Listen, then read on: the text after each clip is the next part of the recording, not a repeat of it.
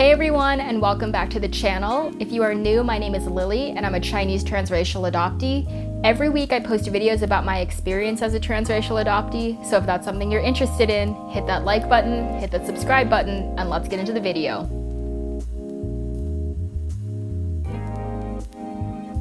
Hey everyone, welcome back. I hope that you're having a good week.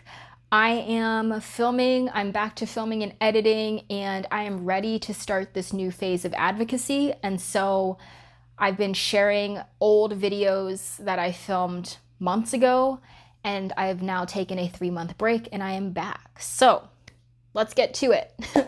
Today, I just wanted to talk about my perspective and sharing my own story. And I've talked about this before, but sometimes it's good to just have a little reminder. And it kind of goes along with the fact that the adoption community is large and we all have these unique perspectives. And so we're not all going to agree all the time, and that's fine. And so I like to remind people, like, I share my story as a Chinese, transracial, international adoptee. And so my opinions about adoption and my opinions about my birth families in general, my adoptive families in general, all of the above, they can all be different from other Chinese adoptees. They can be different from domestic adoptees. They can be different from same race adoptees. And I think that's just something that we need to remember. And it ties into having compassion and being respectful of different perspectives. It's so easy for people to read a blog post, read a story, listen to a podcast or something, and just say, oh my gosh, I can't believe that they feel that way about this aspect of adoption. I can't believe they think this. But, we have to remember that they have their own experiences and they have their own stories.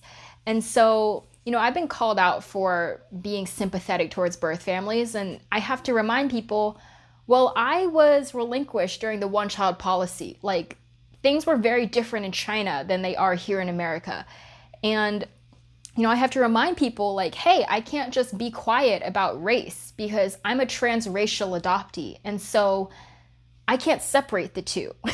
My life has been shaped by the fact that I'm an Asian woman and I grew up in a white household. And we have to remember that everybody has their unique experiences like that. And that doesn't mean that, my story is better or worse, or I have it harder than other people. No, we just have different layers, and we need to be respectful of all of those layers. And so that leads me into the next thing that I've also spoken about before, and that is sharing your story and only your story. And so that means, you don't speak for any other adoptee other than yourself, and you don't speak for anybody else other than yourself, unless you've gotten like explicit permission and you are not changing anything about the content or the content, I call it content, that you're sharing. And so, like, I don't share how my sister feels about adoption. I don't share about how my adoptive parents feel about our family. I share about how I feel. And I think, that's why I really advocate for adoptees not only just sharing their own story, but sharing their story on their own platform. Because I've found that, when you're writing for other organizations, when you're doing other things, so many of the podcasters and the bloggers and the YouTubers, they do want to share your story respectfully and share what you want to share. But the truth of the matter is, when you're sharing your story, your vulnerable information to other people on their platforms, part of your story, they take ownership of. Like, it's their content now, and they can do with it what they want. And so I always caution adoptees, especially when sharing such vulnerable parts of themselves, make sure you know who you're telling your story to and what exactly they're going to do to it before you just give it out to people. Because I wasn't always careful with that. And luckily, nothing bad has happened because of it. But, it is frustrating to know that there are other organizations who are inadvertently making a profit off of my story, because you click on a blog post and no, people might not be paying to read that blog post, but there are ads popping up and the bloggers get ad revenue. Like my blog has ads on it, and so I get ad revenue, and it might not be a lot, but it's something. And so to adoptees, like, don't only just share your story. That's not the only advice, but really consider having your own platform. Because if anybody's going to make a profit off of your story, it should be you. In my opinion, it should be you. And so I get it. Like, you might need someone to feature you on their podcast or something to just get you started, or you might need a little push to get you out there.